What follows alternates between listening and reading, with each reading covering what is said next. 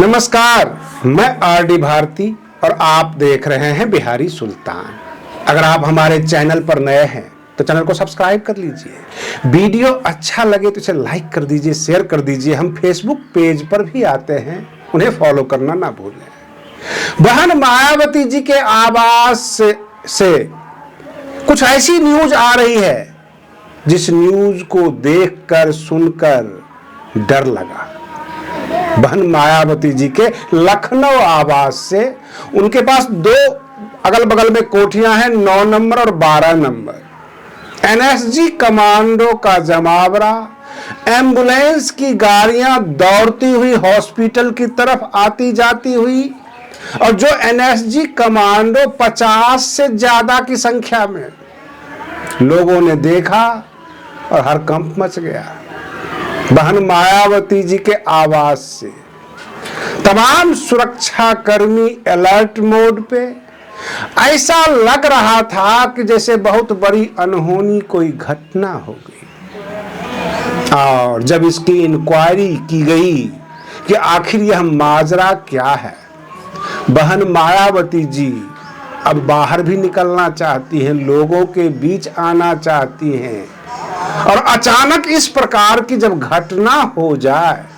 बहन मायावती जी ने बहुत पहले सरकार को एक पत्र लिखा था कि जो ओवर ब्रिज बना दिया गया है, बाबा साहेब की मूर्ति को वहां से हटाकर उन्होंने 9 नंबर में तो कर लिया, लेकिन सुरक्षा कारणों से काफी असुरक्षित नजर आ रहा है। ओवर ब्रिज निकलने के वजह से उनका जो आवास है, जो परिसर है, उस पर कोई भी आदमी नजर रख सकता है, कभी भी कोई भी अप्रिय घटना हो सकती है। बहन मायावती जी ने केंद्र सरकार के सुरक्षा एजेंसी को बकायदा इसको व्याख्या करके पत्र लिख चुकी है।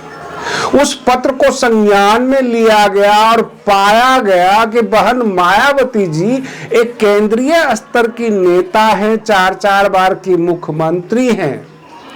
उनके सुरक्षा के साथ लापरवाही नहीं होनी चाहिए। और इसी क्रम में सुरक्षा एजेंसी ने अचानक छापा मारा। अचानक लोग समझ ही नहीं पाए कि यह हो क्या गया है।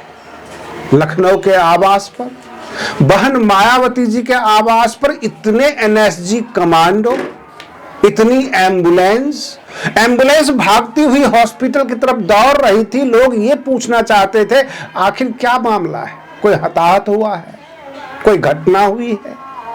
और इन तमाम घटनाओं का बाद में जिक्र होता है सुरक्षा एजेंसी की तरफ से, यह मेरा मॉक ड्रिल है। हम जानना चाहते हैं कि हम कितने अलर्ट हैं। भारत सरकार की सुरक्षा एजेंसी भी बहन मायावती जी के मामले में अलर्ट है। बहुत सारी कारण है, और जिस हिसाब से बहन मायावती जी बोल रही हैं, वो बाहर आना चाहती हैं, लोगों के बीच, अपने कार्यकर्ताओं के बीच, समर्थकों के बीच, मतदाताओं से डायरेक्ट मिलना चाहती हैं। और अचानक जो इतना बड़ा मॉक ड्रिल हुआ, उससे तो किसी की हिम्मत भी नहीं हो पाएगी कि ये कहे कि बहन मायावती जी सड़कों पे उतरो। वो नॉर्मल नेता नहीं है।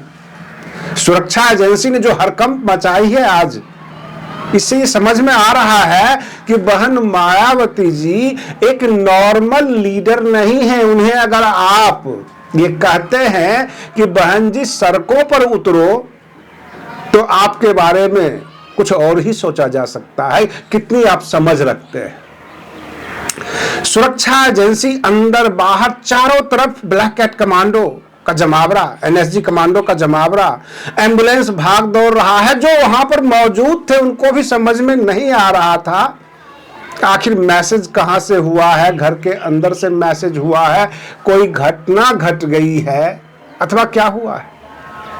अगर वो आम नेताओं की तरह जिले वाइज घूमना शुरू कर देते हैं तो सरकार की सुरक्षा एजेंसी पर कितना खर्च आएगा, कितनी लोग अस्त व्यस्त हो जाएंगे। जैसे वो घूमने लग जाएंगी, लोग बताएंगे, लोगों के बीच जाएंगे, वो क्या सरकार परेशान भी होगी?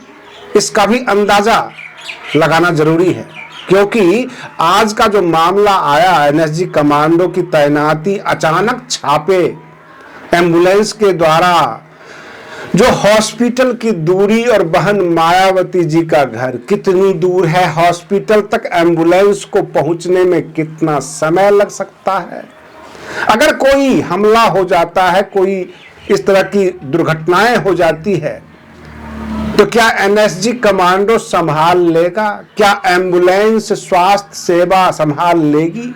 इस तमाम चीजों का सुरक्षा एजेंसी जायजा ले रही थी। और रही बात ये कि जो ओवर ब्रिज बनाया गया, बहन मायावती जी ने सीधे तौर पर समाजवादी पार्टी के सरकार को कटघरे में लिया था। उन्होंने कहा था कि हमारी सुरक्षा को ध्यान में रखते हुए, कहने का तात्पर्य यह है कि हमें असुरक्षित करने के लिए यह ओवरब्रिज बनाया गया। यहाँ पर हमारा दफ्तर है, घर है, ताकि लोग ओवरब्रिज के ऊपर, पुलिया के ऊपर से नजर रख सके। और सरकार भी इसी मामले में चिंतित है कि बहन जी वहां पर रहें या उनके लिए कोई अलग से व्यवस्था किया जाए। अब सुरक्षा एजेंसी ही रिपोर्ट बनाकर देगी कि जो मॉक ड्रिल किया गया उसमें क्या पाया गया, कहां कहां से कमियां हैं, गलतियां हैं। मैं आपको बता दूं, इतिहास इस बात का साक्षी है। श्रीमती इंदिरा गांधी जी ने भी लापरवाही बरती थी, बहुत बड़ा हादसा हुआ था, और उसके बाद आयरन लेडी का खिताब है बहन मायावती जी के पास। बेबाक बोलती हैं, समाज के लिए बोलती हैं, अपने से सामने विरोधियों के ऊपर सीधा हमला करती हैं। और विरोधी यह भी जानते हैं कि जब तक बहन मायावती जी हैं, बसपा का जनाधार है, तब तक चुनाव जीतना नामुमकिन है। SC ST का वोट, बहुजन समाज का वोट बिल्कुल एक तरफा हो जाता है। चाहे आप नेता पैदा कर लो, उनके खिलाफ कोई इंटरव्यू करवा लो, किसी प्रकार का आप कोई र्यूमर फैलाओ, बहन मायावती जी को आप हिला नहीं सकते। यह सरकार महसूस करती है। बहुजन समाज पार्टी के समर्थक महसूस करते हो अथवा नहीं, आलोचक तो बड़े हल्के में उनको लेते हैं, लेकिन सरकार हल्के में नहीं लेती। सरकार काफी गंभीर है। सरकार यह भी सोचती है कि अगर कोई इस तरह की घटना हो जाती है तो बहुजन समाज के लोग उबल जाएंगे, उबल पड़ेंगे, सड़कों पे उतर जाएंगे, संभालना मुश्किल हो जाएगा।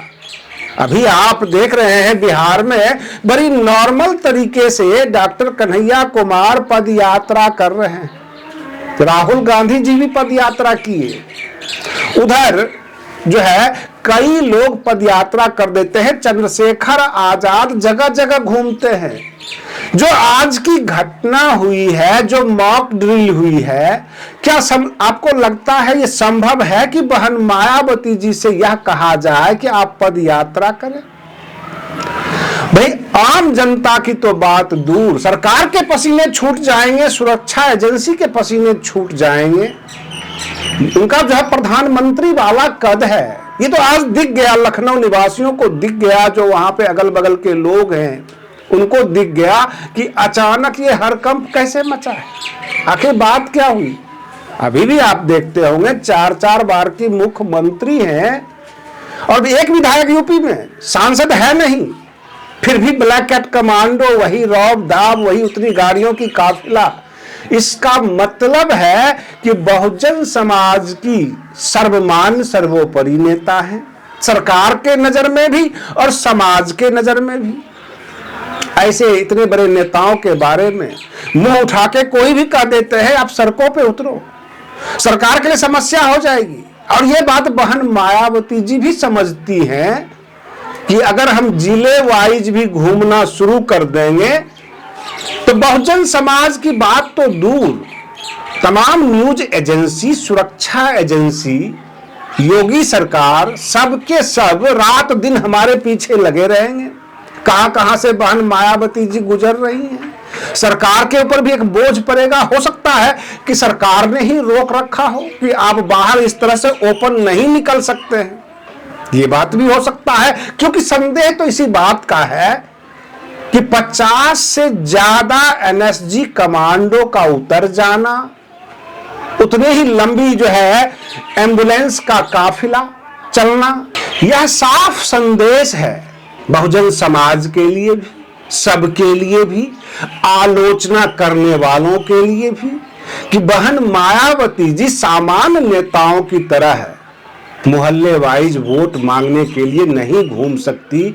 वह स्टेज पे आ जाती हैं, सुरक्षा घेरे में, रैलियों में आ जाती हैं, कई बार चुनावी सभा में पहुंच जाती हैं, तो उसके लिए बड़ी व्यवस्था की जाती है। क्या आपको लगता है हम महत्वपूर्ण कमेंट्स चाहते हैं अपने दर्शकों से? क्या बहन मायावती जी सामान्य नेता की तरह घूम पाएंगे? जिस तरह का मॉक ड्रिल सुरक्षा एजेंसी का आज तस्वीर सामने आई, जो एम्बुलेंस का काफिला सामने आया, सब कुछ देखा जा रहा था कि अगर कोई इस प्रकार के हमले हो जाते हैं बहन जी के ऊपर, कोई घटना हो जाती है, तो उस विषम परिस्थिति को संभालेंगे कैसे। बाद में साफ कर दिया कि ये हमारा मॉक ड्रिल था, हम रिहर्सल कर रहे थे। कहने का तात्पर्य यह है कि ऐसी परिस्थिति हो जाए तो हम कैसे संभालेंगे। ऐसी कोई घटना नहीं हुई है, आप चिंता ना करें। पूरे बहुजन समाज के लोगों के बीच लखनऊ में हर जगह बिल्कुल ये फैल गई बात, ये आखिर हो क्या गया है। बहन मायावती जी बहुजन समाज के और देश की सबसे बड़ी लीडर हैं, उनको हम सामान्य और हल्के में नहीं ले सकते। यह सुरक्षा एजेंसी ने आज साबित कर दिया। अब देखना यह है कि बहन मायावती जी तो बाहर नहीं निकल सकती हैं क्योंकि सुरक्षा एजेंसी का मामला है। उनके संवाद को, उनके मैसेज को समाज तक कैसे पहुंचाया जाए। आज के लिए बस इतना ही। आप बने रहिए बिहारी सुल्तान चैनल पर। हम फिर मिलते हैं अगले वीडियो में। तब तक के लिए धन्यवाद।